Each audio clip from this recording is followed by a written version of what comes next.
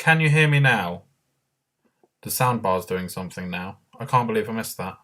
I'm so sorry, guys, that I've just wasted all that time. That's fun, isn't it?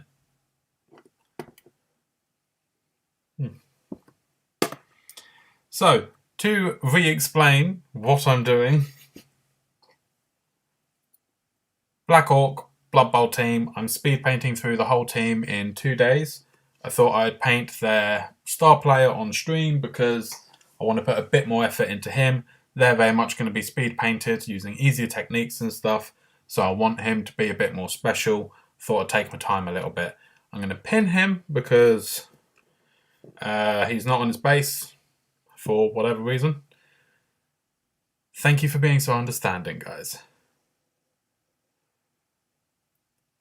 Okay, have a nice little trip to the grocery store. I went this morning to do my weekly shop, so have fun. Oh. Right, so yeah, going to drill into his foot. I'm not entirely sure why I haven't put him on his base, but I'm kind of grateful I haven't, because it allows me to get to his, for lack of a better term, it allows me to get to his undercarriage, so... Right, there we go. I can feel that it's taking hold now. I'm nervous it's going to come out the top of his foot. That should be deep enough, shouldn't it? Let's see. How far in would that go? Not very. That does not go far in at all. Okay.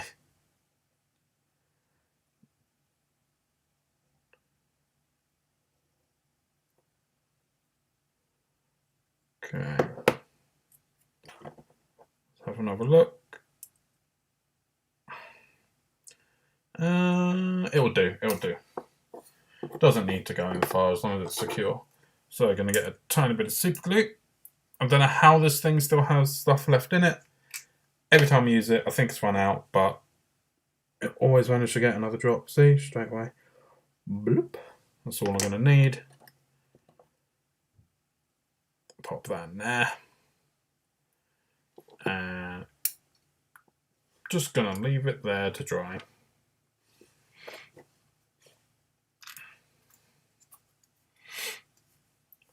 So, JB Dark Anubis.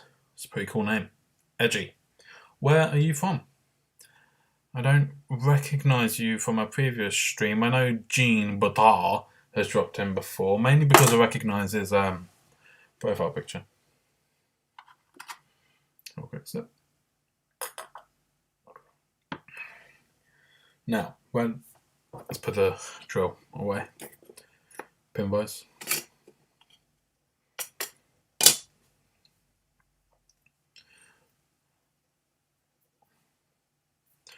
Ooh, what are we working on today? We are working on the star player from the Black Orc team for Blood Bowl. My friend Brent at Ground Effective Studios has a lovely Blood Bowl board that he built fairly recently. He's got a really cool video on it. Want to play on it, basically. So I'm getting a team ready. I'm going to do that within a couple of days because I'll be going there on Thursday, but I need to put a video out on Thursday, so it needs to be done by Wednesday. We're currently at this stage. Here's the test model. I'm going to try and get him to that level as a minimum, and then see what we're playing with. But I thought I'd take a bit more time on the star player, because he's a star. Wait, let's get the painting handle. Take this little woman off. Now. Oh, it's not working.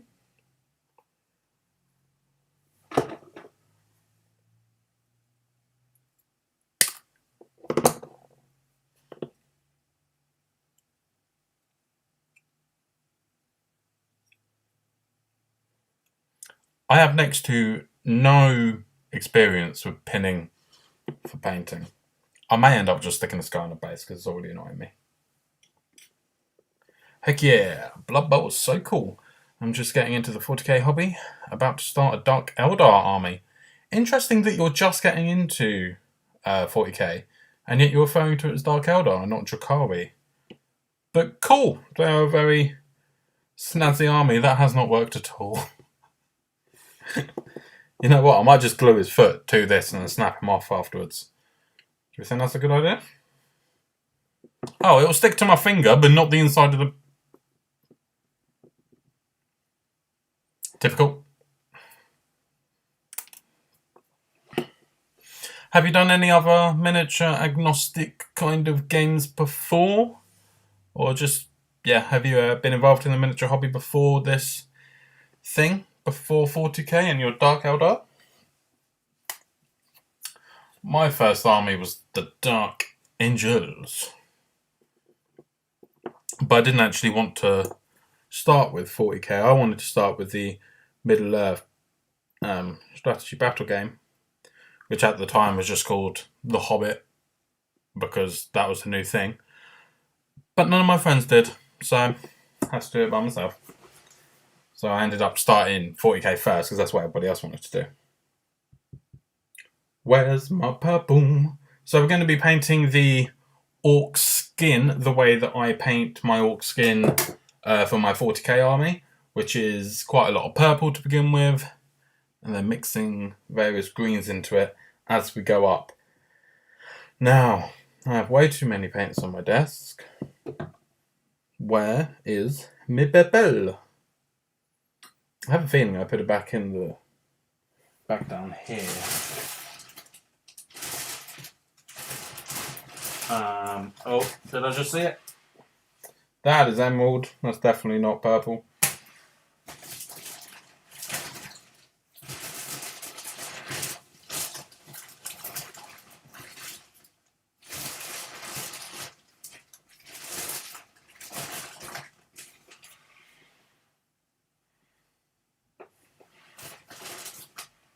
Oh, I picked up the emerald again. Okay, we're going to use a different shade of purple, I guess, because I don't want to waste time looking for it. We will use Zurius purple. Found the purple. Found the one I was looking for. It was on the desk the whole time. Okay. Shake, shake, shake, shake, shake. Would you like to be able to see the palette? Is that something that people would like?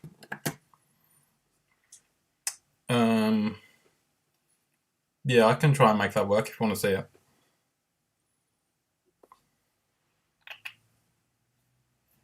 Just let me know in the chat. So I'm going to put purple on my wet palette. I might put out all my colours now so that I don't have to keep looking for them. So we're going to start with purple by Vallejo. We're going to go for Where's le Warg Flesh? That's how you say something in French. You just put le in front of it. Le Warg. Sorry if there are any French people watching this. Oh, I had Warg Flesh earlier. I need a better organization system. I also need to not be colorblind and rely on the labels. This much.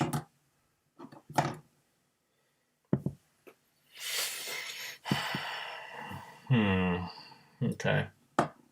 Do we change it up again? I mean, they're not going to be going alongside my normal orcs because my normal orcs are 40k and they're going to be in Blood Bowl, so they could look slightly different, couldn't they? I don't think there's too much of an issue with that. Not Castellan green, though. Castellan's nice for, like, clothing, I think. Oh, there it is. Warg Flesh. Don't know why I keep singing it. Okay, Warg Flesh, Elysian green. Go to work, slacker. Oh. Thank you! And where's Moot green? Come on, I should be able to see Moot green. That's the brightest colour in the world. Okay, found it. Right, let's get them on the palette.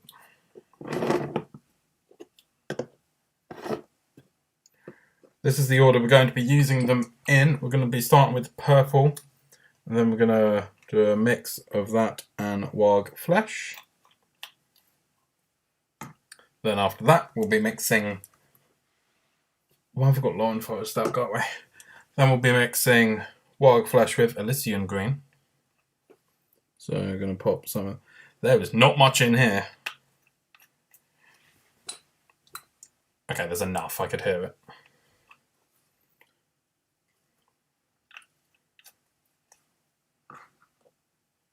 And then Moot Green as well. Do you restock your pile of shame as you paint it like I do? I used to, but a few months ago I lost my job, so I can't. It's kind of a blessing in disguise that I can't afford to buy more models, because for the first time in my life, I'm actually getting through it. But yes, feel no shame in that, because everybody, if they can afford it, just restocks their pile of shame as they go. Although I did pretty well at Christmas. I thought I was making a dent, and then I just got loads of stuff for Christmas.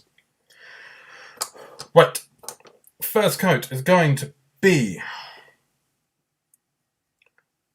a spot of purple by itself, and I'm guessing that's a capital I and not a lowercase l. We're going to go with Ian Steele. What do you paint? What takes up most of your pile of shame?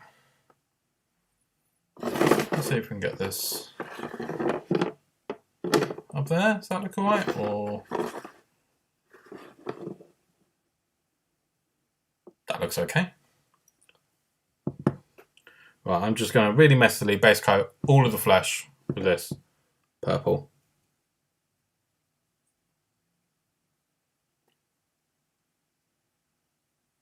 It kind of feels weird knowing that I'm painting an orc and I won't be painting the armour purple. It's going to be black. It just feels a bit wrong. All my orcs are purple. Never get tired of those jokes of people being like, oh, nice base, dude, but where's the orc?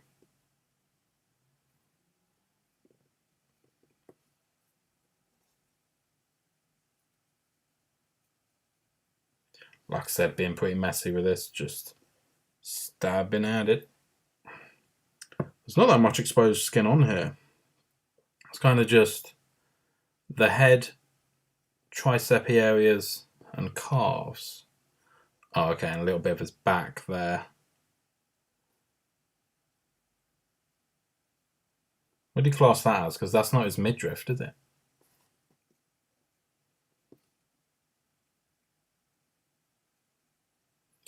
If I had a fine enough brush, which unfortunately I don't anymore, it would be quite funny to give him a tramp stamp there, wouldn't it? Orcs, lovely, but I've recently started doing all the combat patrols. Oh, you're collecting them all, are you? That is a very cool idea. Especially if you have mates that like want to play. That's a good entry. Well, mates that want to play but don't want to invest in a whole army. That's a good way of saying, hey, I've got a really small force. Come and check it out. Or just a good way for you to test out how different armies play. Or just a way of painting loads of different models. I can see lots of benefits to doing combat patrol. I think it's a really good idea.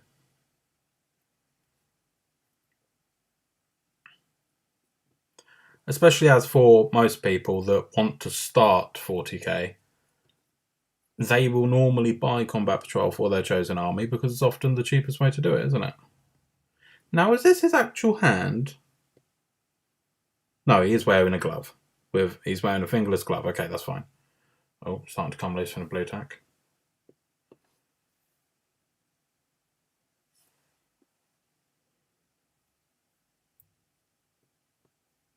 So I'm curious, Ian.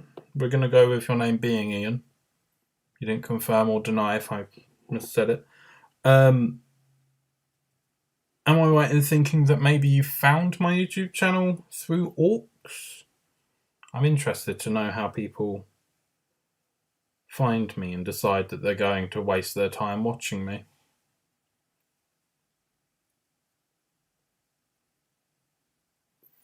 And having said that, I appreciate all of you being here. Thank you.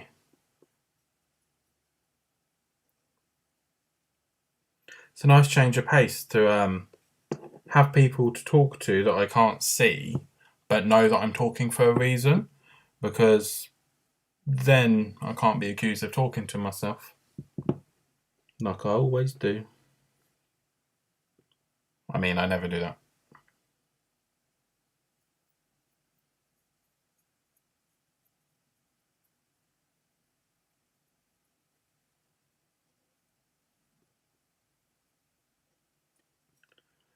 Tell you what, it's a bit tricky. Oh, it's nowhere near on camera. It's a bit tricky painting live because the phone's right in my face and that's how I film it.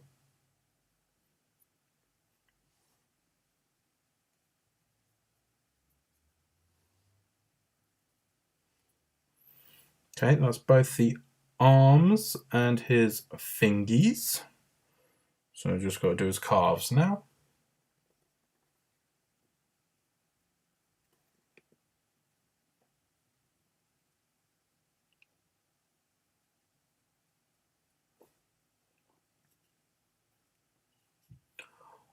Started trying to play after spending 2 years on an orc army. I quickly found out that orcs is hard to learn in Big 40k. Yeah, I don't learn any of it.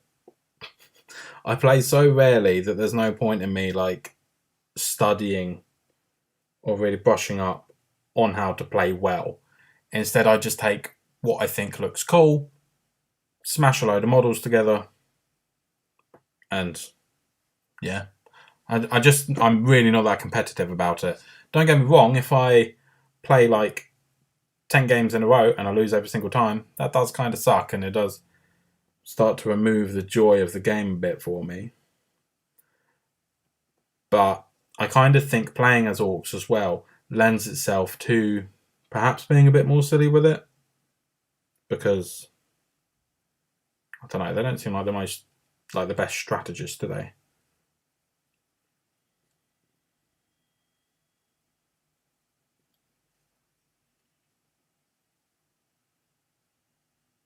Ah, thank you very much. A random suggestion. Now, is that skin in there? I think that might be skin. Ooh, the idea that these guys are holding these heavy metal suits of armour directly on their flesh is a bit scary. I'd always be scared of it, like, pinching my skin.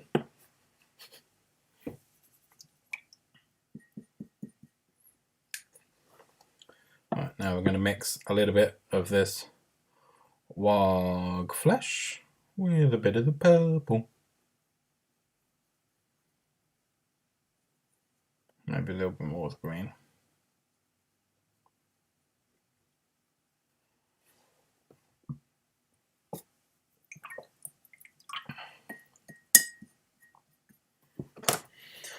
Now I'm going to move to a slightly smaller brush rather than that massive one.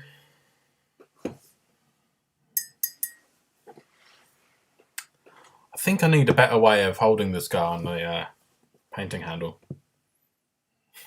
It looks a bit wonky.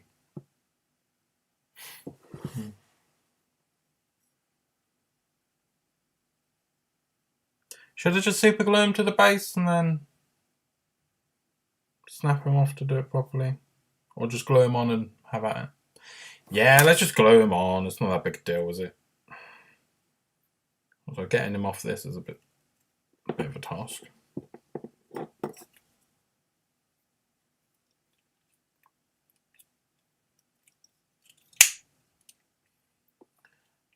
I'll tell you what, if you want to get through your pile of shame, this really is not the way to do it.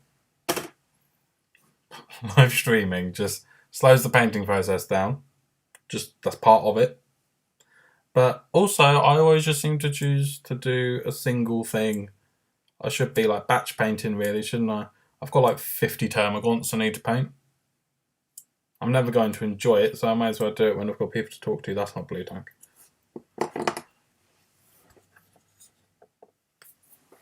Right, where's his base? It's over there.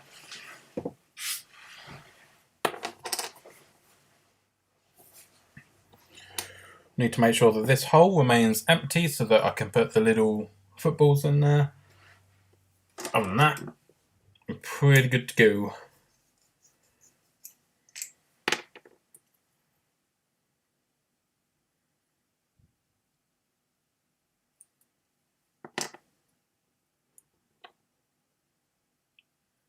Now, where do we want him? Yeah, maybe leaning over that football.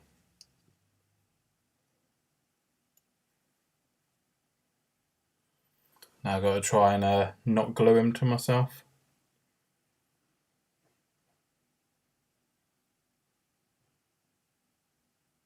Okay. We will give him a second to cure a bit more. I hadn't considered at all how I'm going to paint that body that's on his shoulder.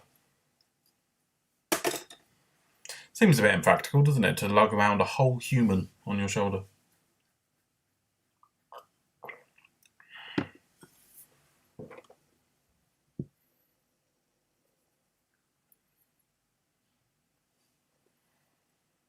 Why did I get rid of the painting handle?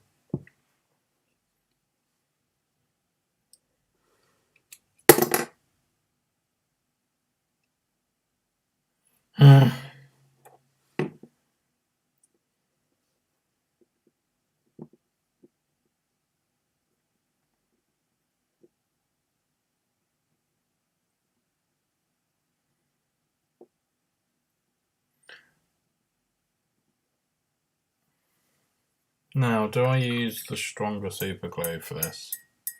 It's thicker. Takes a lot longer to dry. And it's old. It's gone yellow. Okay, he's on there. I'm going to leave him for a sec. What can I show you whilst we're waiting? I'll show you what I'm doing with the rest of the Blood Bowl team. So I have already shown you these fellas. The main black orcs. And their skin has been done using only contrast paint so far. But I wanted to keep it me still. There we go, he's in frame. I still wanted to keep it very me, so it has actually got some purple in there. I've used Magos purple, which is it's a fairly transparent purple contrast paint. Use that over the skin to begin with, because that will mean that the shadows aren't just a darker version of the green. It'll have a little bit more warmth to it, I guess. So I did a wash of that. Not a wash. I painted all the skin with that purple to begin with, and it mostly did settle in the crevices and whatnot. And then I was able to go over with... I just said over instead of over. Then I went over with Striking Scorpion Green. This paint. Very vibrant. So having that purple underneath not only brings it down a notch because it almost appears as yellow, but... I don't really know what the but was there. Yeah, we like that green. So that's what those orcs are doing.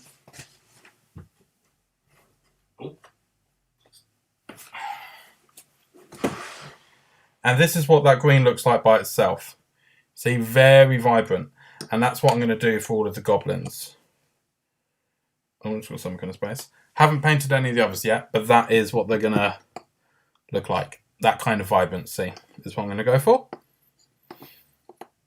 And then we got my troll, which I did spend more time on because this guy has been painted for ages. He was the first model that I painted with my airbrush. He was the first thing I've used it on, and that was to get this transition from the bluey greens through to a yellow kind of chest fleshy area. Yeah. So he's going to look a lot better than the rest. And hopefully this guy that we're painting at the moment will look a bit better as well. I'm going to leave them all up here rather than keep moving them about because I'll be painting them all later this evening.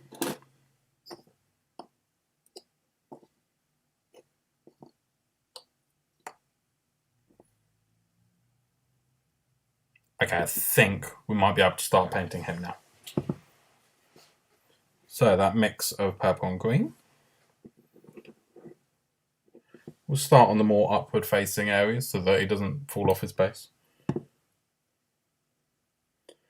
And we're kind of just going to paint each muscle, not worrying too much about the connection points or anything. We will worry more about those when we're doing highlights. At the moment, we just want to make sure that that purple we've used is only in the deepest shadows.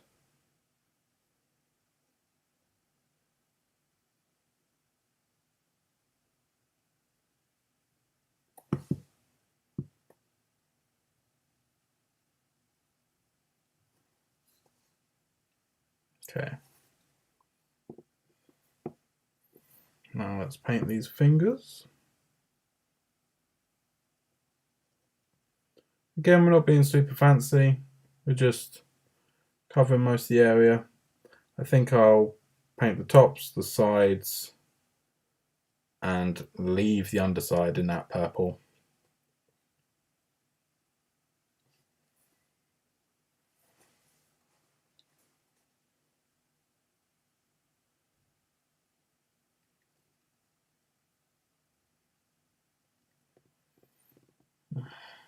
So, people that are watching, what are you doing whilst you're watching? Are you painting as well? I'm interested to know what people are working on. I always like hearing about that.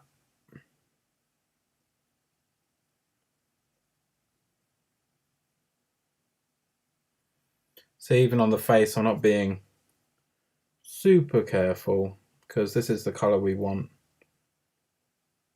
in basically all of the places.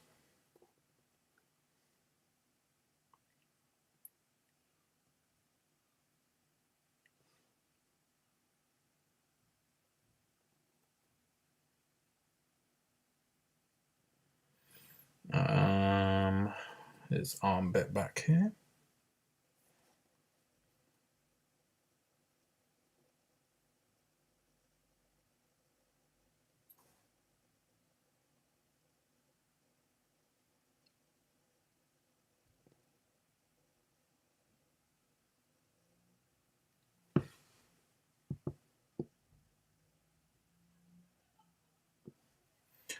You might notice that my brushes with these cheap synthetic ones, they've all got tip hooks to them. Can we see? I don't think. Oh, there we go. They've all got that tip hook to them.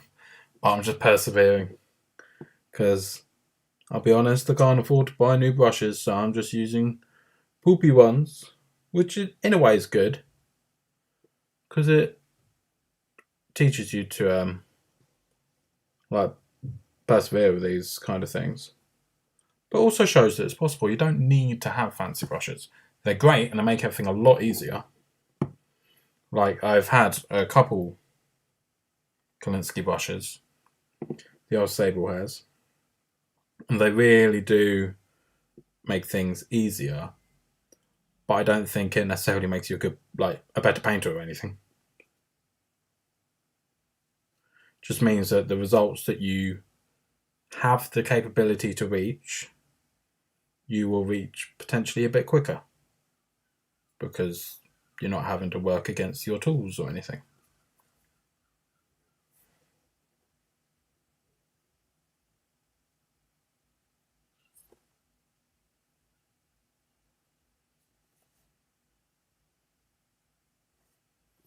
Kind of painting blind in between the legs. I can't see, it's too shadowed. We'll just say that will do. I think we're done. Oh no, wait, there's this area, the area that could be used for a tramp stamp.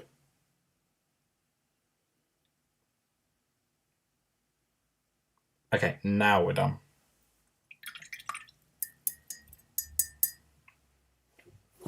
Now we will move on to the warg flesh by itself. Going to cover all the areas that we just did, but slightly less of it. And it's now that we need to start thinking about where we're placing it on those areas. So I'll demonstrate on this arm. We're going to say this bit up here by the shoulder guard, that's the top of the muscle, and that is therefore where it would connect to the next one. So we're going to start from that point when applying this new paint. And this new paint will be covering most of the area. That's fine. And then when we move on to this next muscle, that's obviously going to be starting up there as well and leading into the elbow. This bit here, we want to be starting from where it connects to that muscle, the forearm, this big forearm muscle. Going to be connecting this bit to that, so we need to be painting at the top. Doing this, just being aware of where the muscles connect and painting at that point rather than in the middle of the muscle, because that's like the highest point or whatever. Painting this way means you won't be creating any islands, because you can really easily start to create islands in your really muscly figures like this. And once you see it, once you see how it doesn't make any like real life sense, you can't unsee it. And it just becomes a case of that model not looking as good as it could have, unfortunately. So just understanding where you're going to be placing these kind of layers really helps.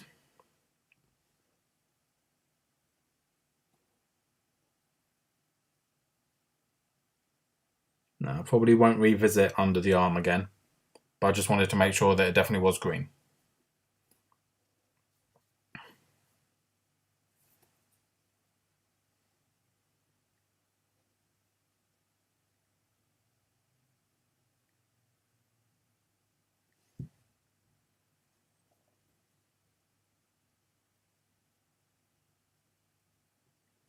Nothing beats painting orc skin.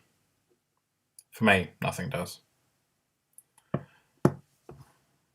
I have a male friend that got a lower back tattoo long before it became cool to get tattoos. Then all the T's started getting famous. Phrase was coined. Oh, the tramps, okay. It was still brilliant better though. Nice. That's what friends are for.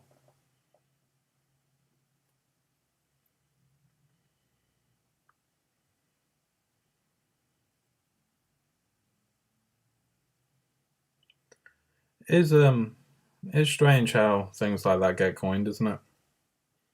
We're just going to decide to call this a tramp stamp.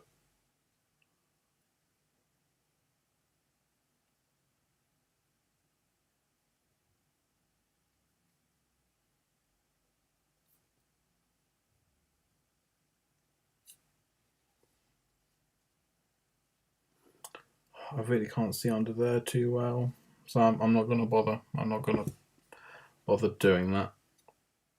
Let's do his fingers.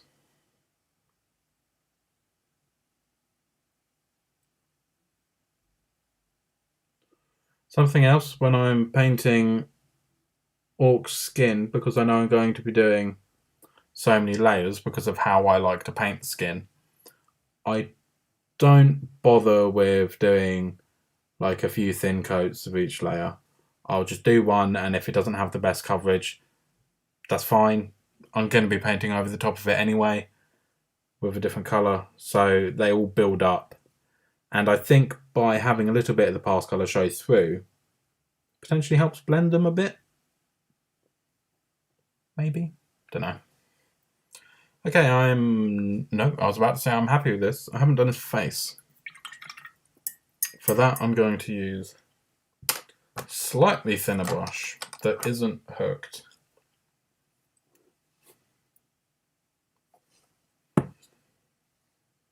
Okay. Can we see what we're doing?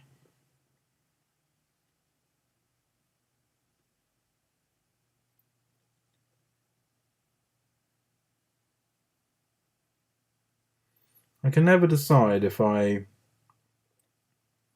want all my orcs to have like pinky lips or whatever.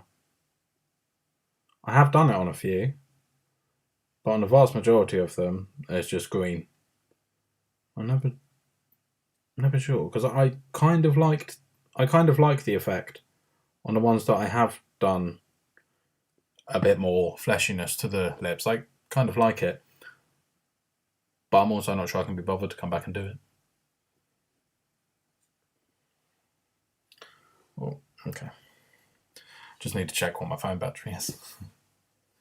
Right, now we are going to move on to the mix of Warg Flesh and Elysian Green. So this is where we really start to add a bit of contrast.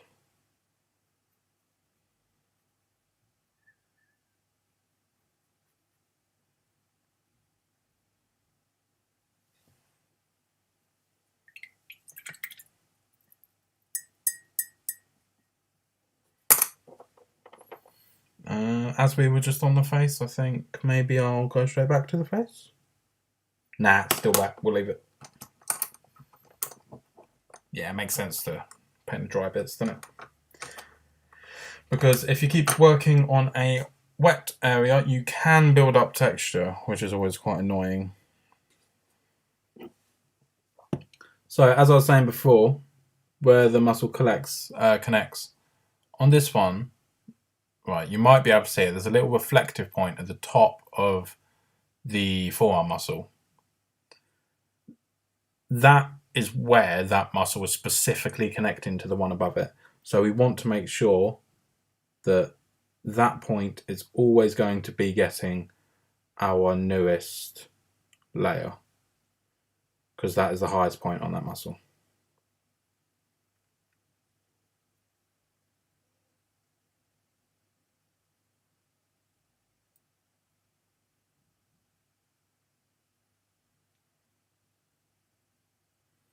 The same with the elbows. I sometimes like to give those a bit of a pinky colour. I do that more often than the lips. But it requires kind of the same amount of work, so I don't know why. Gonna do tiny amounts on these muscles. Yeah, that'll do.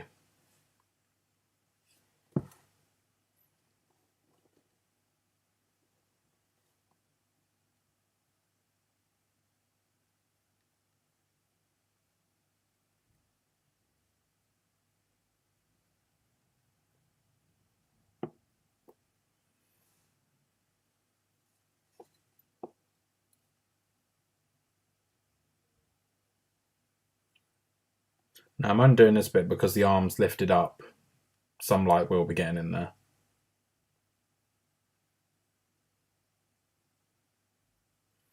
Notice that my brush movement is always going up towards the next muscle, so that I always find paint is a stronger colour where your brushstroke ends, because the pigment is left there. Right? The most pigment is deposited in that specific area. So I always try to end my brushstrokes where I want the brightest point to be.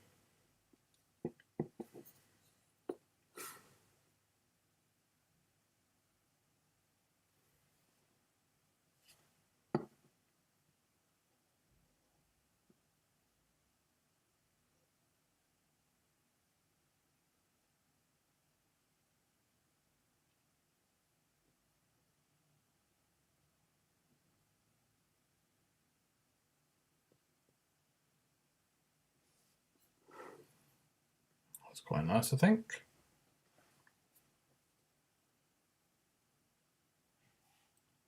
Oh, I can see some skin from here. I'm just gonna give it a dab of that. Yeah, that's fine.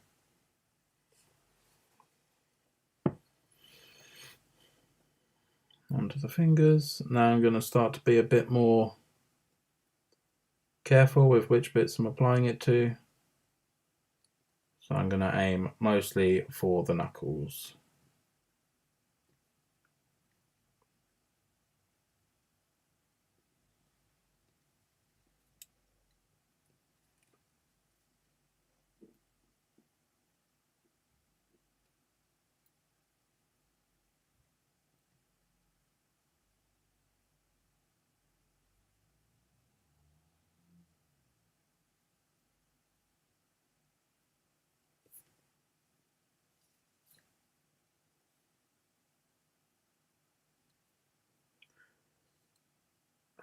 this may not be that interesting to anybody else, but there is a certain PC game called Planet Zoo where you get to build a zoo.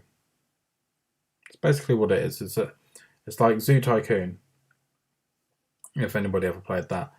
And I have an old Mac, I think it's a 2015 model, and therefore it does not support Planet Zoo because it's a Steam game and it's actually a PC exclusive one. But I managed to halve my hard drive and install Windows on one half of it and stuff like that. It got really complicated trying to play this game, and I've been trying on and off for the past however many years, since 2019 when it came out. I've been really desperate to play it. And last week, they absolutely made my day by announcing that at the end of March, it's going on to PS5. So I'm no longer going to have to fight with my operating system to play the game. And I'm really, really excited because whilst I have played it now, it's been a terrible experience because it's not built for this computer. The frame rate was awful. The graphics, as a result, had to be really bad as well. It was like playing the original Tomb Raider, that kind of blockiness to it. I'm just really, really excited to play it properly. I don't know why. I was just so desperate that I just kept persevering with it because I'm not a gamer by any means. So it made no sense for me to invest in a full-on gaming computer. It just would not be worth the money that would need to be spent on it because I wouldn't use it enough. Because I play a very select, handful of games. But I'm really excited about that.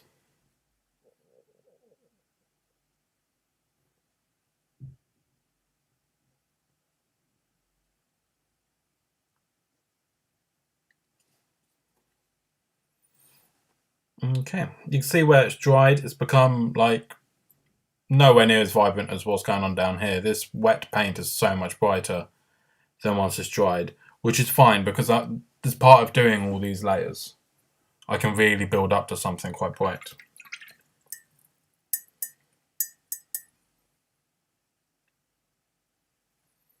Now we're going to use the Elysian green by itself. Where should we start? We will start on this arm again.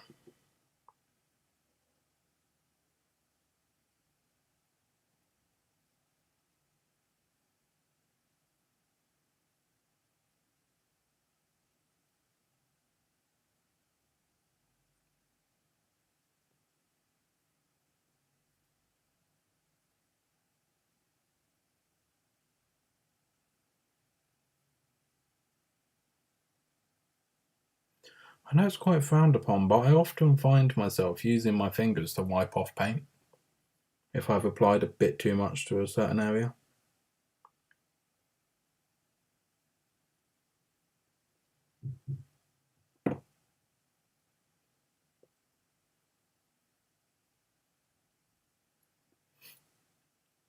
Do we have any readers watching? Because I wouldn't class myself as a reader anymore. I used to be. When I was a teenager, I was really into my books. But in recent years, actually, it's quite funny. There's an app that my wife introduced me to called Goodreads.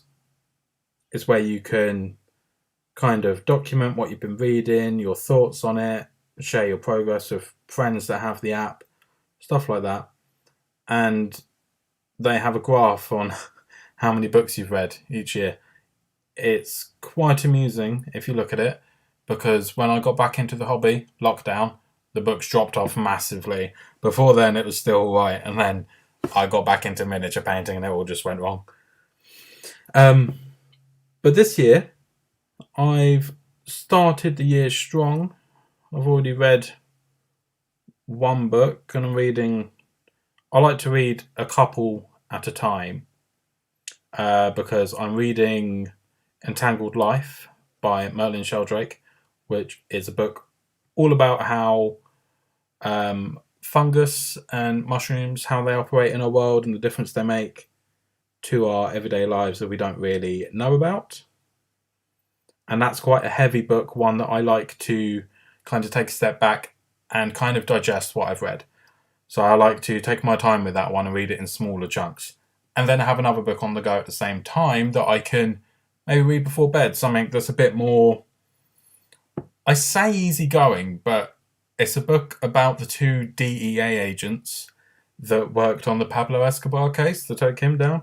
So it's not exactly light-hearted or anything, but it's an easier read, just in the way that it's written. But I've realised in the last couple of years I have majorly transitioned into reading non-fiction books. I was always a story guy. I was always loving the fantasy genre and stuff like that. I was all about fiction. But don't know, over the last couple of years, I think it's actually since, don't know when it was now. A couple of years ago I had to have surgery for a hernia. And whilst I was there, I was reading The Rise and Fall of the Dinosaurs by Steve Rosati, who is a famous paleontologist. Well, famous for a paleontologist, if you know what I mean. And that just kind of got me hooked, because before then I'd always just thought that non-fiction books would be a little bit boring, as in it would just be fact, fact, fact. But he had written it in such a way that it was quite narrative driven whilst giving you loads of information at the same time. And it just completely changed how I approach that genre of books. And since then, I've read quite a few other non-fiction ones. And they tend to be like nature-based, Animal Kingdom kind of stuff. Because I've always been a huge lover and admirer of the natural world.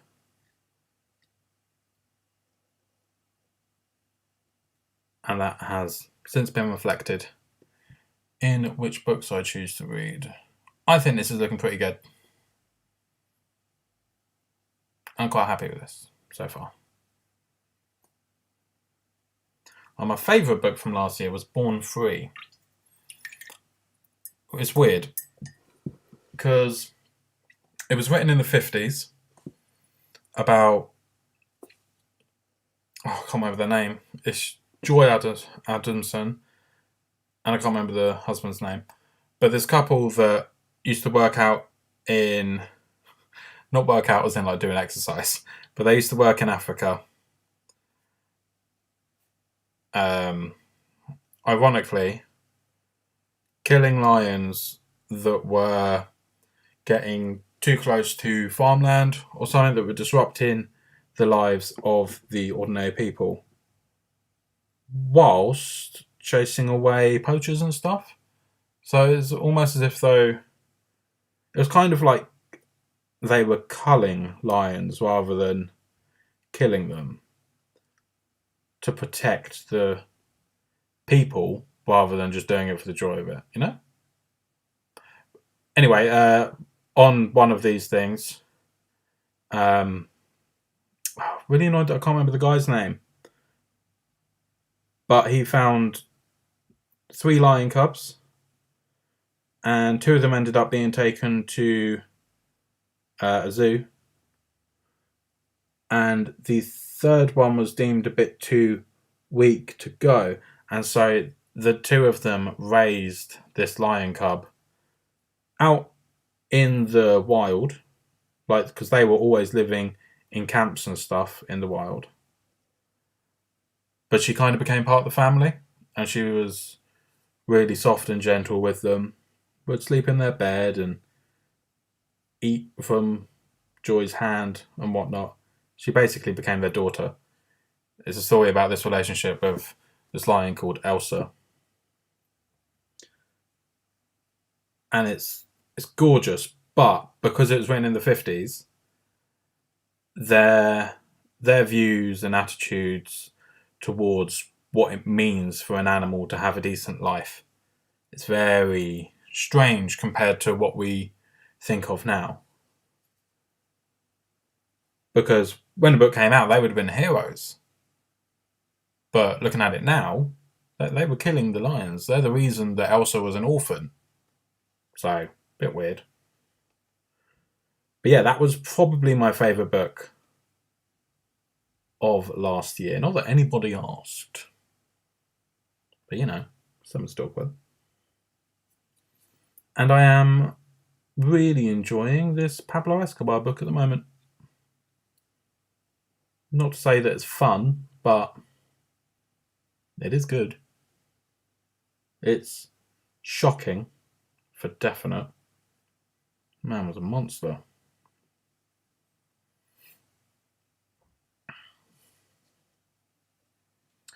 So he was saying that these areas are now staying a lot more vibrant once they're dried, which is good. And you've got a nice contrast between really bright green and the deeper greenish purple in the shadows.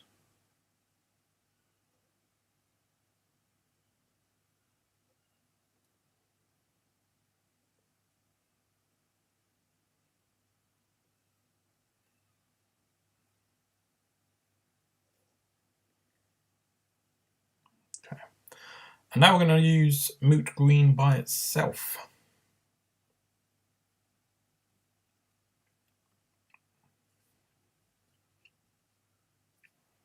I might switch over to that finer brush now.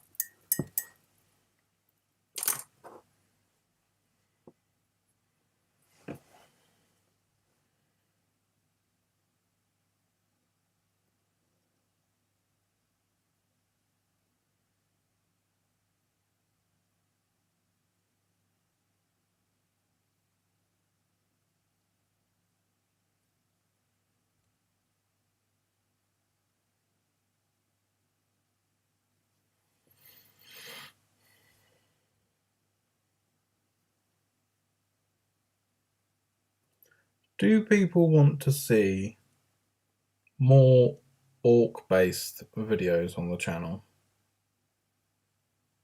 Because I feel like that's where I got most of my audience from, I guess, because I've done a lot of orc-based videos, but in recent times I've been transitioning into doing videos that I think will appeal to more people, I guess, because I've got Space Marines, so I might as well paint them, right?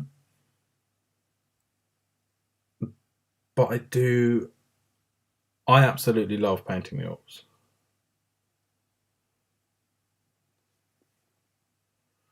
But they're meant to be, like according to a few other YouTubers that I've spoken to within our miniature hobby, they're meant to always perform really badly in terms of video. Like they don't seem to reach that many people.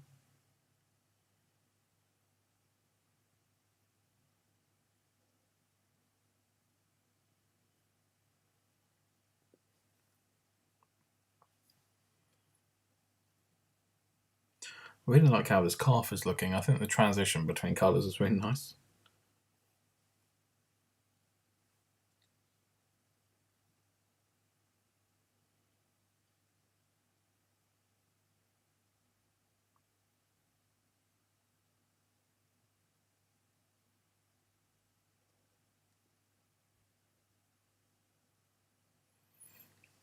Now, that is currently the highest colour on my, brightest colour on my palette.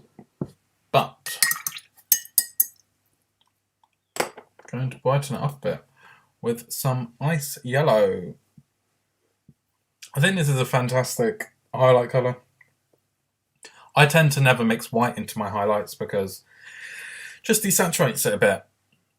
And whilst this is really light, it's got it's a lovely little bubble here. Lovely bubble. And whilst this is really light, it stops the colour from becoming too plain. I can't pop that bubble. It's invincible. There we go. Right. Let's get some over there.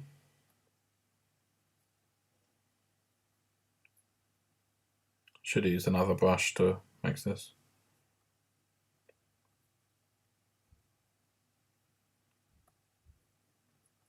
Okay. Now, I think for this, I'm only going to be painting on the exposed parts of the arms, the knuckles, and the face. I'm going to avoid the feet now. Okay, normally all the paint's washed off, but that time I definitely spotted some paint. Ugh.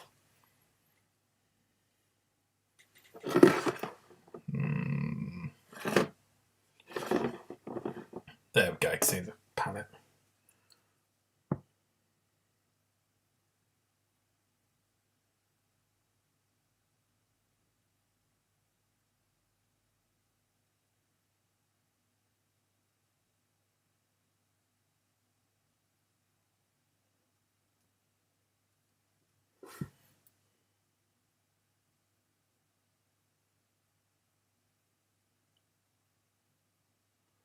Rather than doing a normal layer, I'm starting to apply this a bit more like a stipple, so that it's not as harsh, I guess.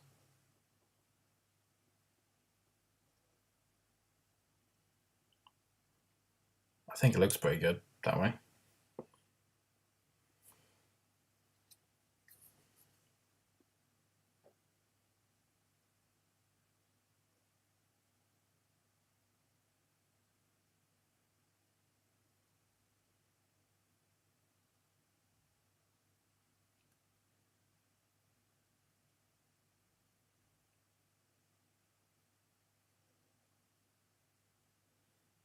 Now you notice I'm only putting this on the highest muscle groups, the ones that are basically facing the sun.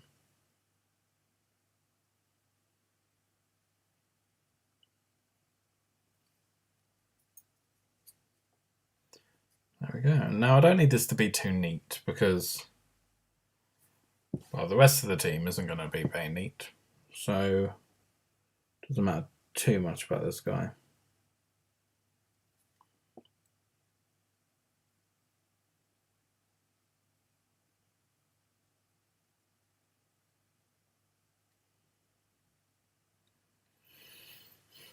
Now the face, do the rim of his nose, spot on his eyebrow ridge and his cheekbone, some bits around the mouth.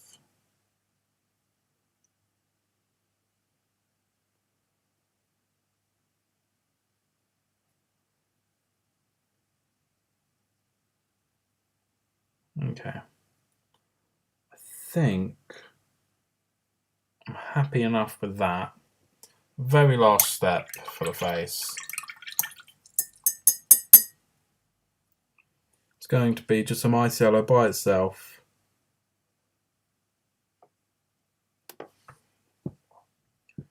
Pick out the highest points, just so that the contrast on the face is a bit more extreme than on the rest of the model, so that it will direct your focus to that point.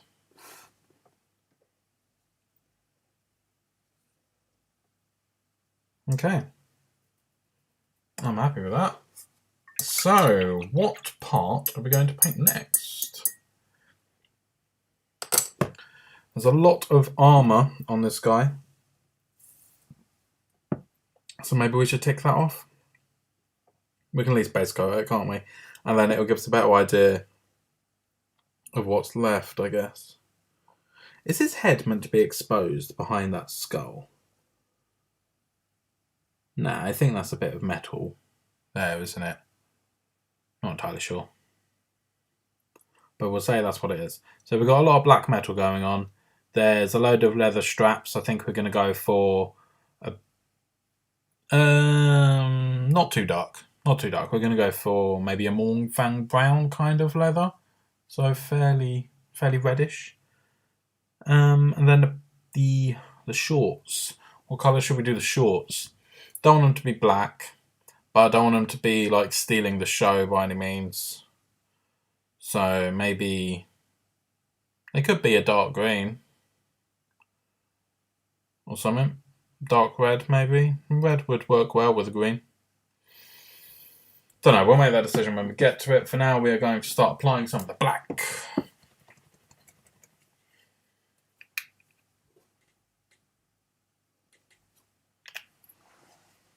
Have a quick drink.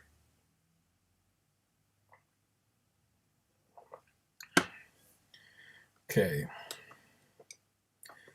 I was going to use the big brush, but I think I'm going to go for this one because I don't want to risk getting the skin that we've just painted.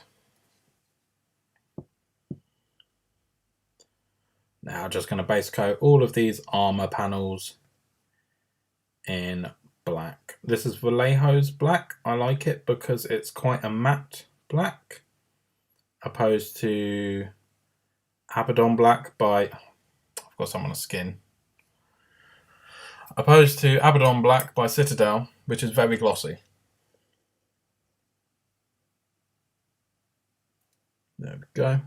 I often do that. If I get paint somewhere not meant to, if I quickly clean my brush and then just load it up with water, you can kind of remove it if you act quickly.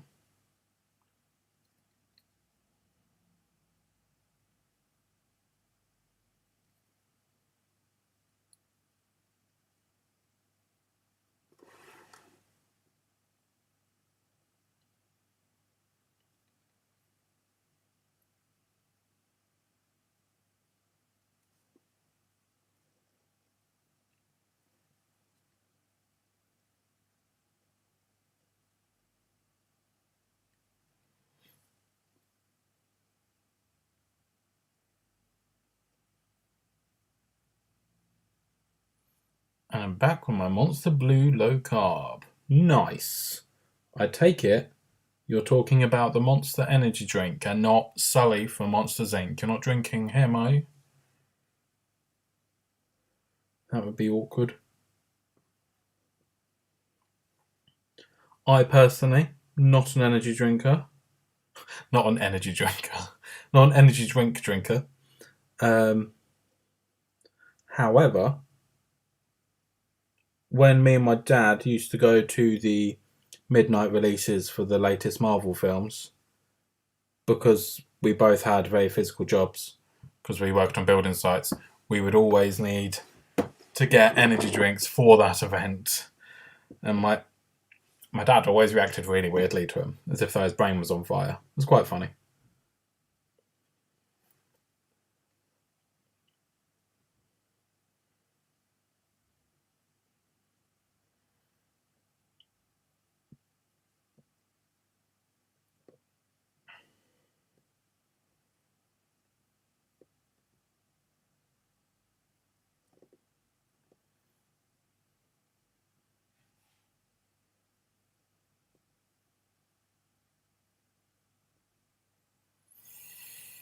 I'm definitely more of a Cookie Monster person. It's just that Sully came to mind first.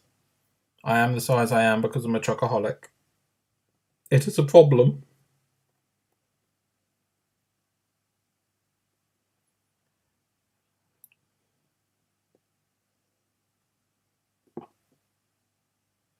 So, are we working on anything? Are we working on anything at the moment, Jean? Are you painting anything?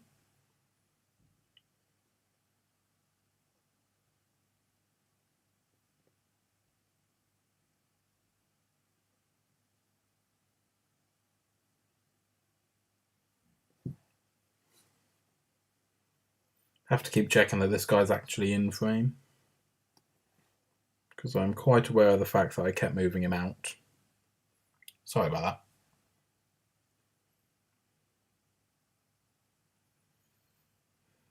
that. Got a wrist piece here.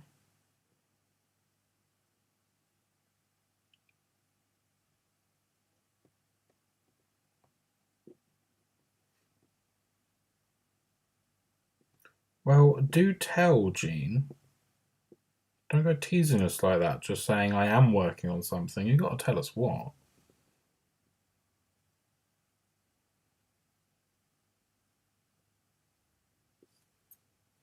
What are you working on, sir?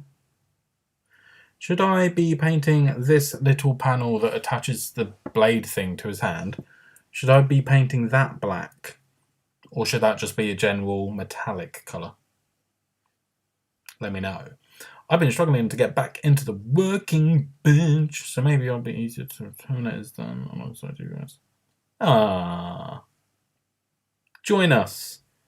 Join me with your Terminators. What faction of the Spasmarine are you painting? Because if it's Dark Angels, I've got a video for that, just saying. Sorry. What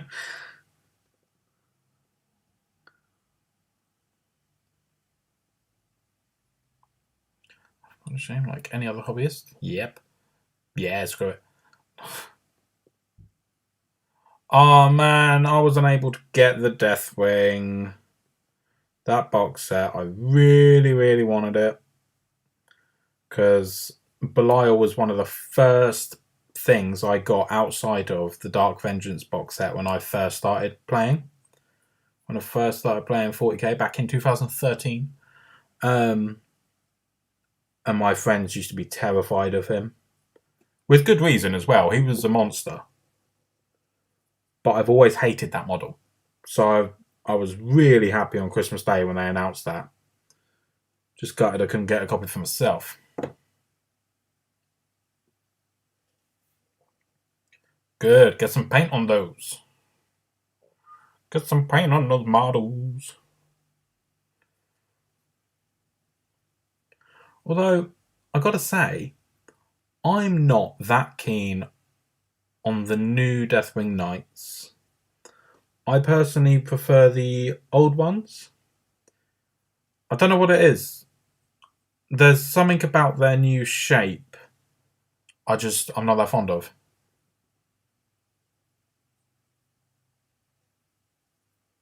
Don't get me wrong, I'm going to have some. And they're going to be lovely. But I just think it's not quite what I wanted. I don't like the mace, personally. The maces, I don't think look very good. They're a very strange shape. They just look too blunt. I know it's a blunt force instrument, but come on. They kind of remind me of a toilet brush as well, which I hadn't really thought of until just now.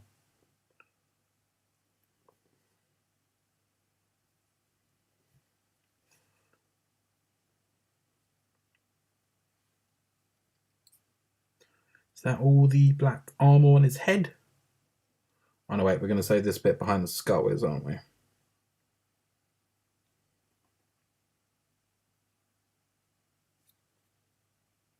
Oh yeah, it definitely is. It's sitting on a plate of armour. That's good. Get that painted. Agreed. What I actually enjoy the most is a mix of both kits. A mix of both kits. That's a very good idea. The maces look weird, but at the same time, lend themselves to some amazing OSL effects. Yeah, I suppose. Thank you very much. No, don't apologise for spamming. I like having somebody talking in the chat because it makes me feel less like I'm mad and talking to myself. So it's good. Spam away, my friend. Spam away. Did you watch my video last week on Azrael? Because that, I feel, that is the best Space Marine I've painted. And I'm really, really proud of that model. And the video's done terribly. No one's watched it. Like in comparison to some of my most recent videos, it's doing really badly. Which I'm a little bit disappointed about because Obviously, I want my videos to do well. But I really, really am happy that I painted him. I took some time to improve how I painted faces and stuff as well, and I was happy with it.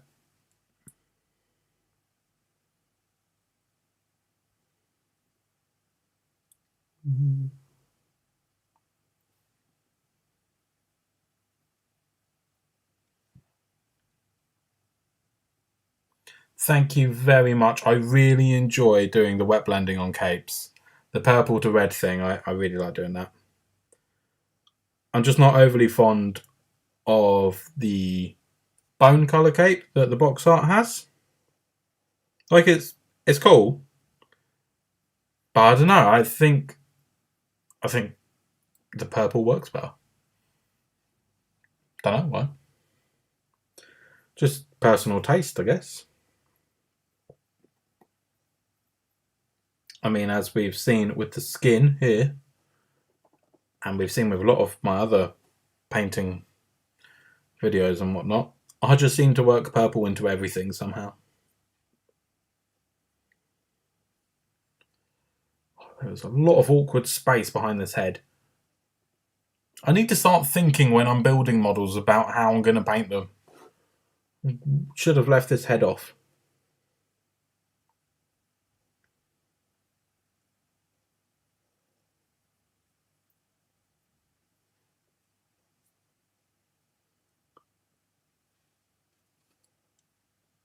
Okay, is that all of the... No, bottom half.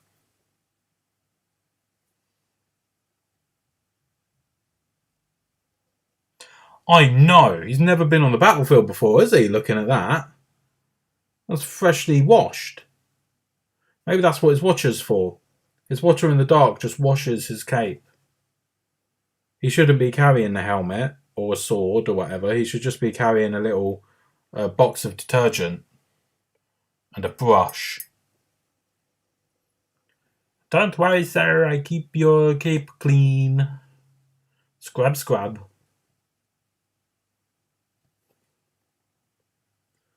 Although I don't imagine they talk like that. I imagine they talk like Jawas. In my head, they just are Jawas from Star Wars.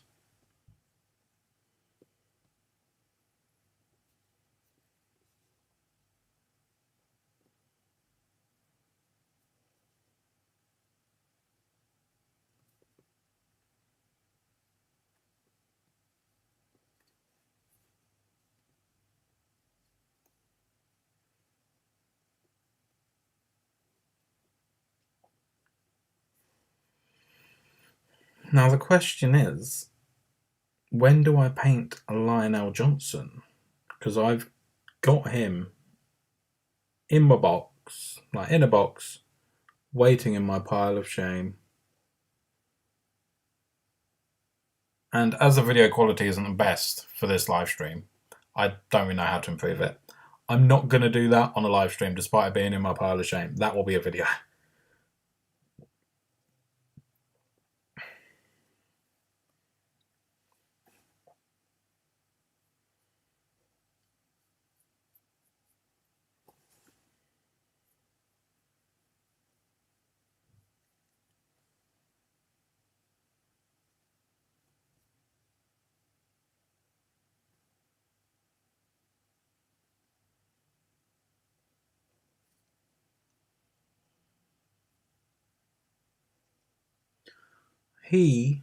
Lionel Johnson, is a model that I was very excited that he'd got a model. Obviously, because a lot of the other Space Marine chapters had got their Primarchs by that point, and the Dark Angels were just left all sad, waiting for him to arrive. But him winning Model of the Year last year, I don't think he deserved it, personally. It's a glorious model, but I just think there was better stuff. Like, I think some of the Seraphon stuff last year was gorgeous. Like the Slann, the Frogman in his floaty chair. I think that was a wonderful model. I also think the Harbinger of Decay, is that what it's called? The Nurgle dude on a horse. He was amazing. I don't think that the Lion necessarily should have won. Like when they had the list on the website, I was looking through them and I thought there were some that were better. That like you forget about, don't you? Because they're not your army, you forget. But in terms of best model, I'm not sure he should have got it.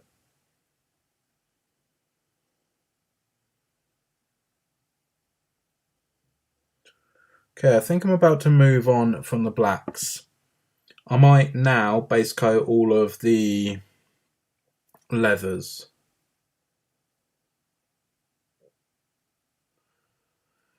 Now, do I start with quite a dark brown and highlight up through the more reddish browns like Morfang brown? Or do I just start there? I think I'll start darker, work my way up. And for that, we're starting with my favourite brown, Rhinox hide. What is a Rhinox? Does anyone know?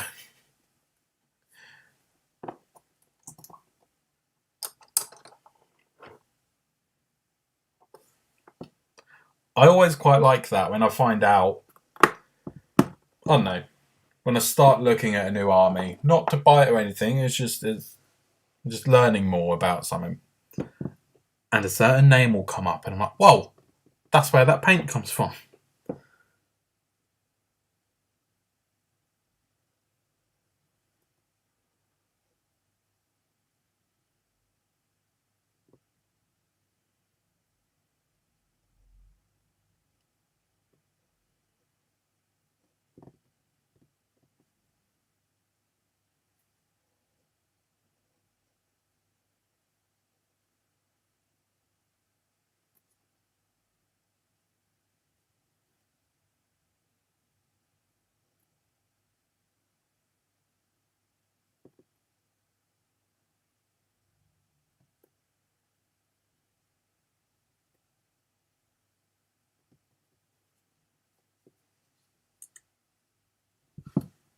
Still have no idea how I want to paint that zombie guy on his shoulder.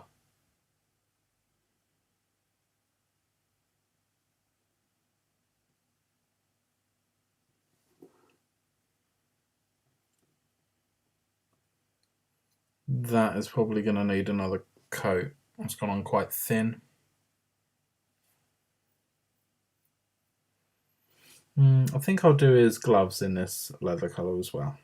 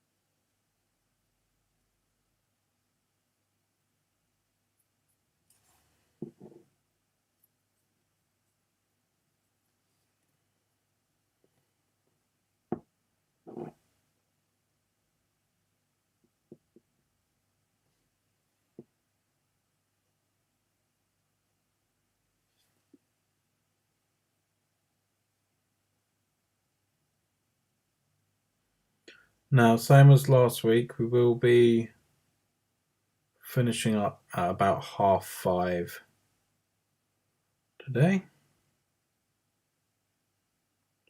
Just to let y'all know.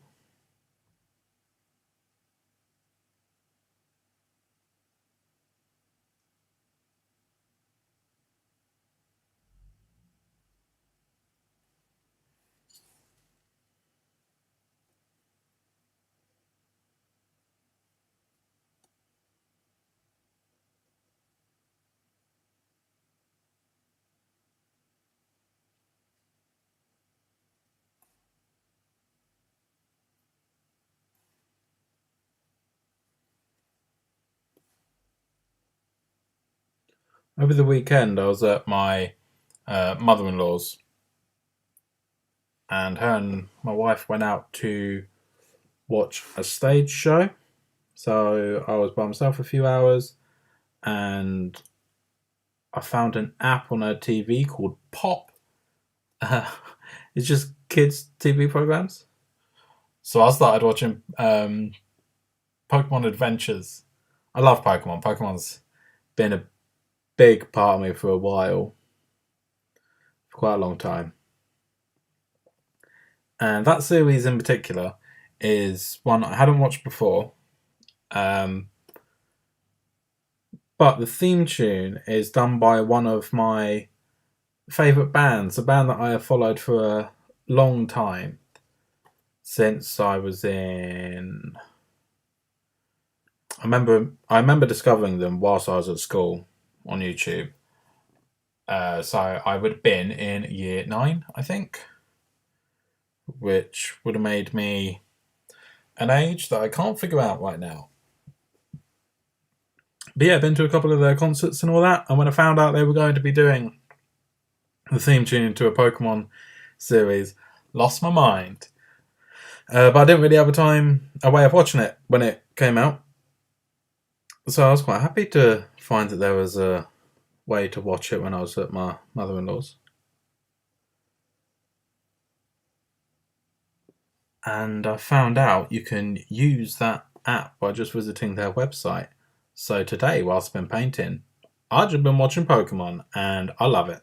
Because it's a series where it's not restricted to one region. Instead, Ash and his new friend Go, which is quite amusing because if they ever say Pokemon before his name, they say Pokemon Go. They are research fellows for Professor Oak's protege in Viridian City. They're research fellows for him. So they are going out and just doing field research on loads of different Pokemon. And they travel to all the different regions, different episode. Each episode, they're in a different region. It's great. So you're getting to see all of them. You're not just restricted to Gen 1 or 2, 3, whatever. You're getting everyone. It's awesome. I've really enjoyed watching it.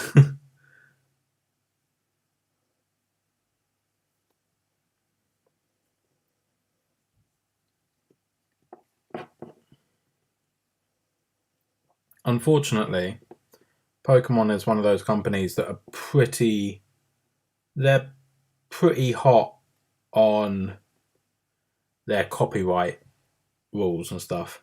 So it's really difficult to find any nice prints that I could like 3D print because they just get taken down the second that they're uploaded.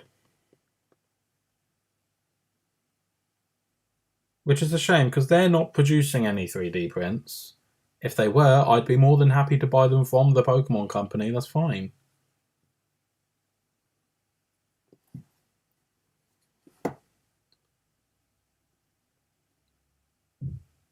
But I just really want to print some little Pokemon to paint.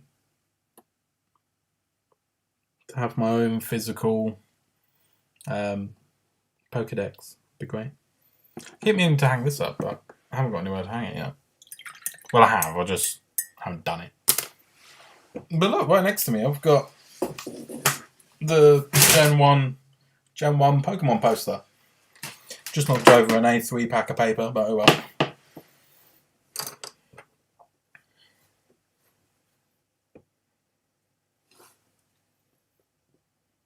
See, these leathers are really dark, so I am going to bring it up a bit. This is interesting. The horn's cracked, and you can see inside of it. There's a fibrous inside almost. Strange. And what's this guy tied to? Oh, that's part of the armor. Damn it. Okay, I've missed part of the armor panel.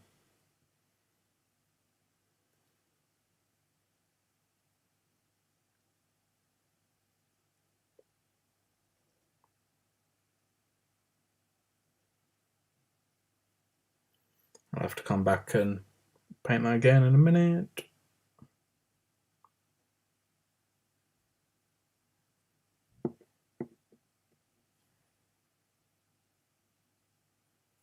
So confused by what is going on with this body. Oh, there's a horn going through it. Okay, right. I wasn't paying very much attention.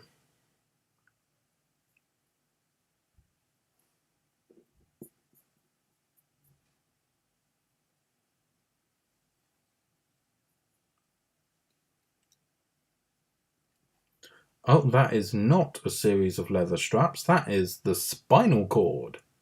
Okay.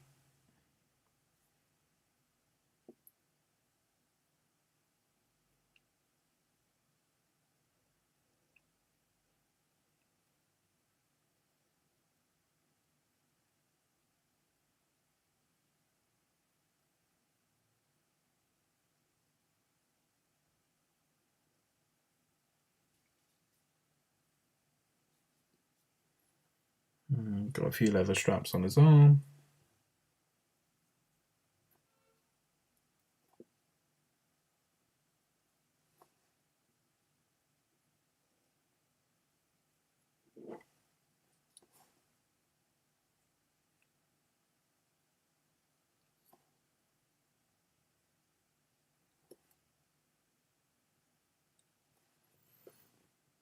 Right, where else are there any leathers? Head. He's got the straps on his head. Don't want to miss those. I just painted the tip of his ear brown. Oh well.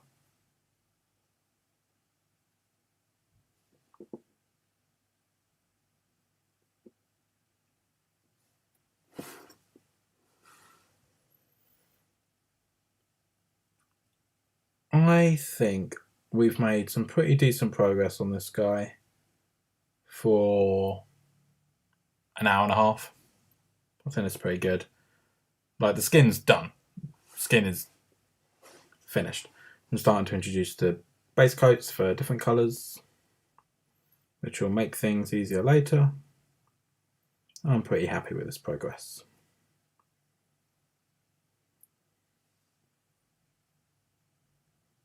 Oh yeah, I might as well base coat the skull actually, because Rhine Oxide is always the first colour I use when I'm painting bone. So whilst we're here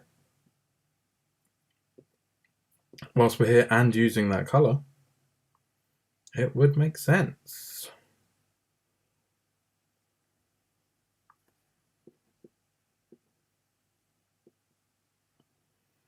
Yeah, I definitely should have sub-assembled this. This is a nightmare to paint some of these. Are we saying there's a leather strap down here by his knee pads? I think there's got to be in there. Even if you can't distinctly see it. That is a good point. I can't distinctly see it. Let's paint his shoes in this colour though. So some leather football shoes. Can you imagine how uncomfortable that would be? It's like playing football in your Doc Martens. Or in your work boots.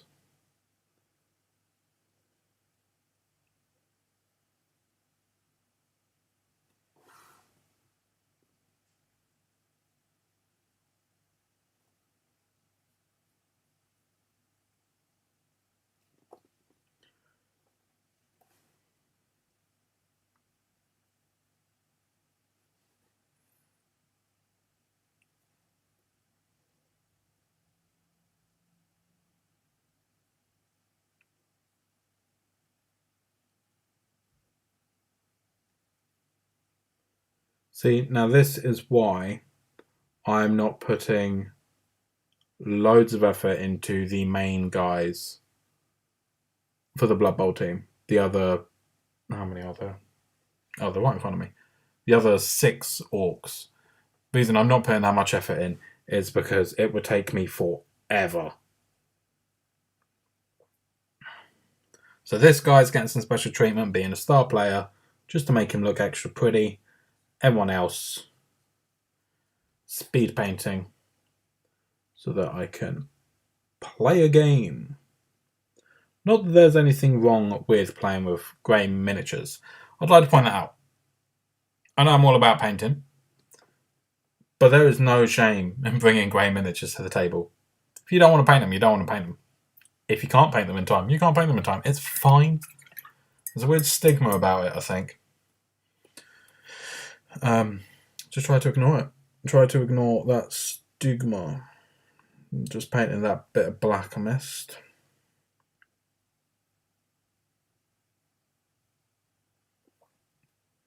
Because it's got to be a personal choice at the end of the day. How you feel about playing with unpainted minis. I personally much prefer to play with painted minis, but I'm never going to judge the person I'm playing with if theirs are unpainted. Because I understand it takes time. Time is a commodity that is not infinite. It's something that none of us have enough of. And we always want more.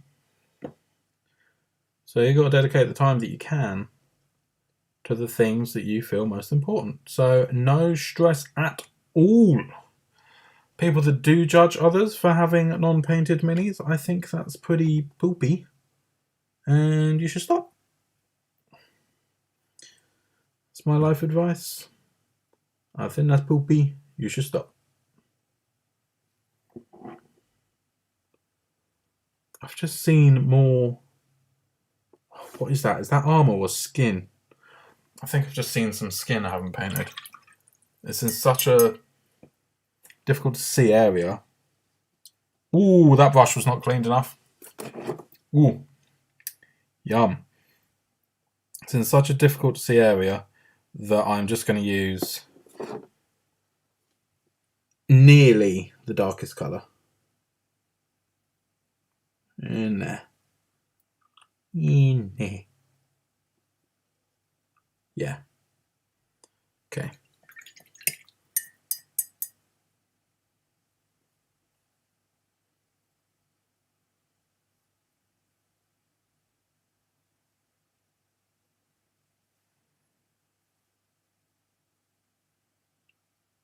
There we go.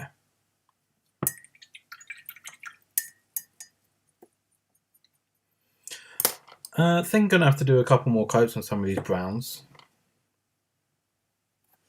Because where I Zenithal highlighted this when I primed it, the highest points are quite thin. Well, all of it will be thin, but I mean, you can really see the colour beneath it, so.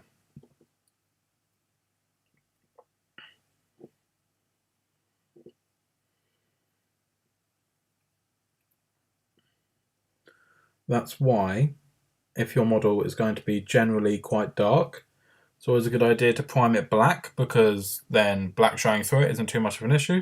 And if your model is going to be generally quite light, priming white will help you as well. Whereas if it's going to be really dark, don't be priming white like I have, because it just makes things a bit more difficult. It means that you have to be doing multiple coats. And that's annoying.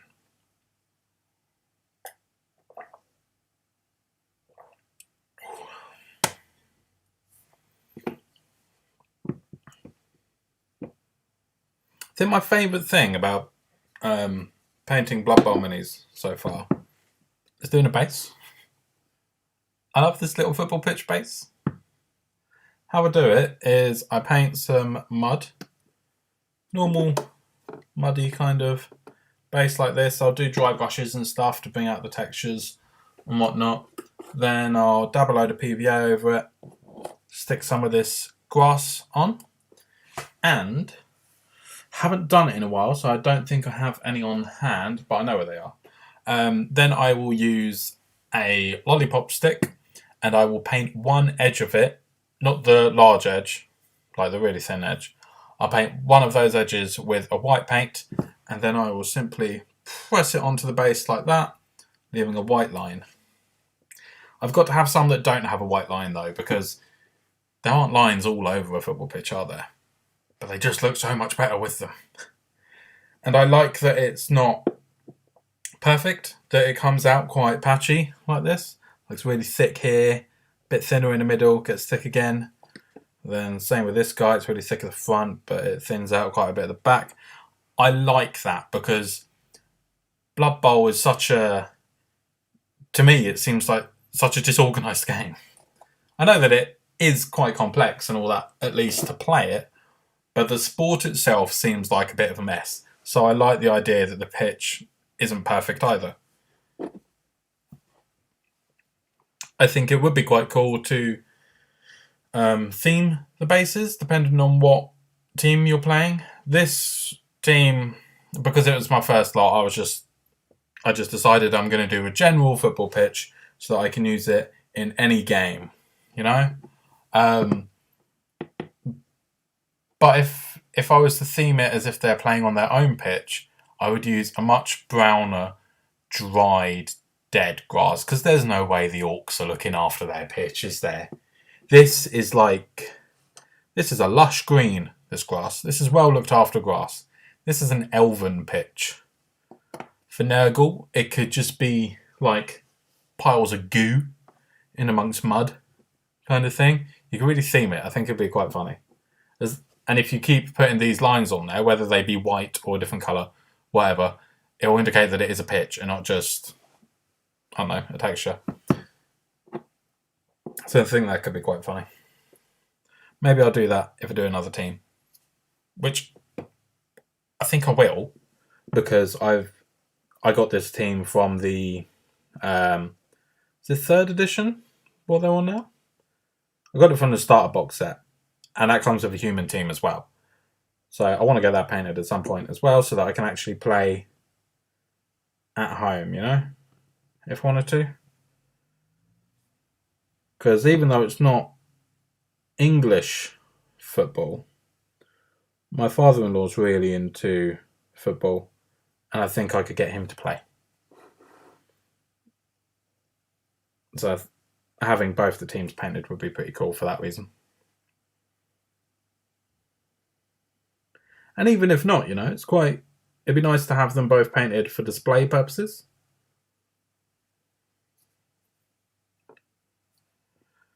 Okay, that glove just needed repainting because the paint was quite thin on there. Same with that shoulder strap. Might we do the shoes as well? They're looking a bit thin. And that glove as well. As for the rest of the leather straps, I'm probably going to leave them.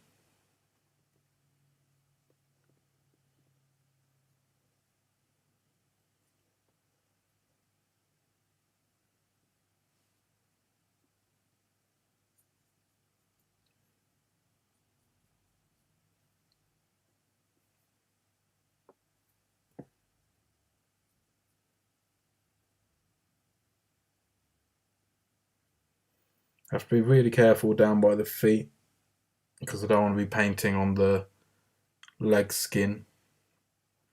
Don't want to ruin that work from earlier. Should I do I need to redo the fingers as well. That'll do. That'll do, donkey. That'll do.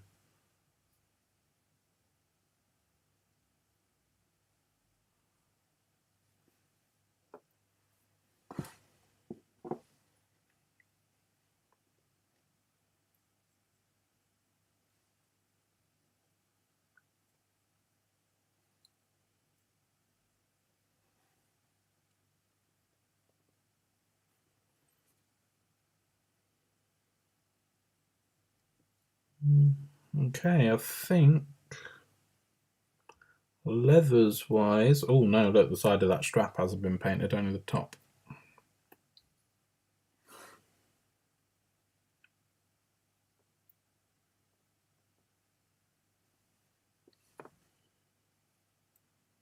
Okay, I'm going to give all of these leathers just another go quickly.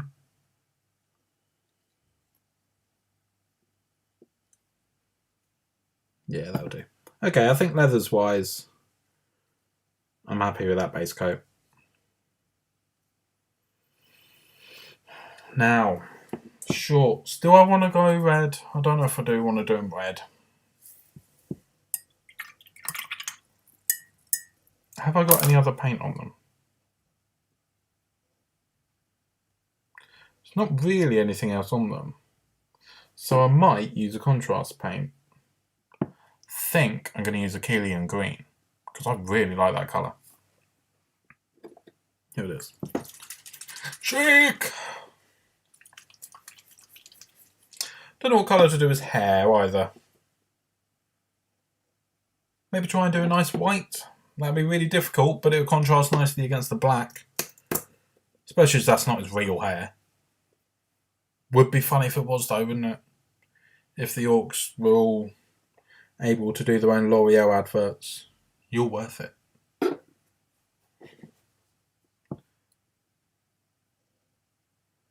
Now this green is a lovely bluish green.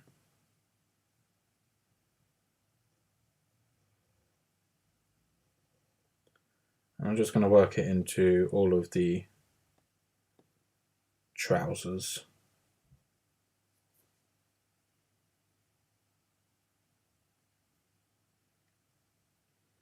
Just make sure not to get any on the skin that we worked on earlier. It's not too much of an issue if it gets on the leathers or the armours because that's only been base coated, so it's fairly easy to fix that.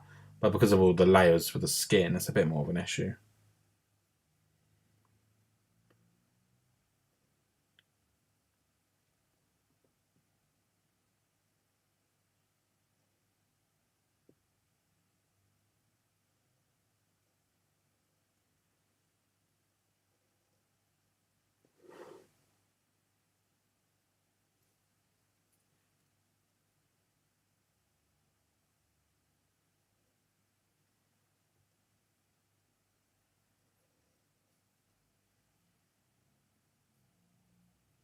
I like this because it kind of looks like denim now. I like the idea that oh no, I've got some on the skin.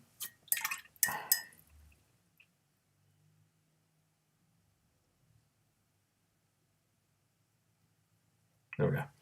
Yeah, I like this idea that the orcs are silly enough to be playing in 1, leather football shoes, and 2, denim shorts.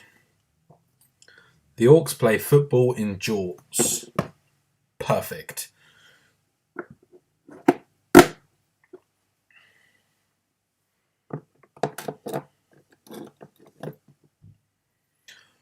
So I'll super glue out, put that away. Right, I'm not going to start another part. As I said, I was going to end at past. Might as well just end a bit early, I think. I'm going to pop the lid back on my wet palette. I feel like I should paint another orc. Because look at all this paint. That's my orc skin tone set right there. It seems like a waste to just leave it. So I might have to do the skin of an orc at some point before I get rid of this paper. Who have I got available? I've got a mech that needs painting. He's primed and built, ready to go. Maybe it'll be him. Maybe he will get the leftover skin paint. Put that away for now. And for away, away is just on the floor, apparently.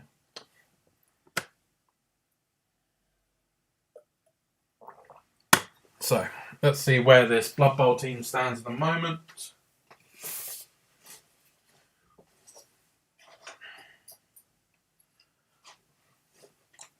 Ooh.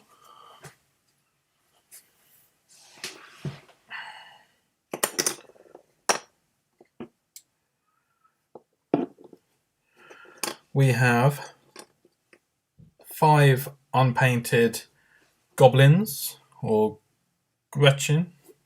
Don't know what they're called in Blood Bowl. But we have 5 unpainted. We have 1 test model painted. Very vibrant green.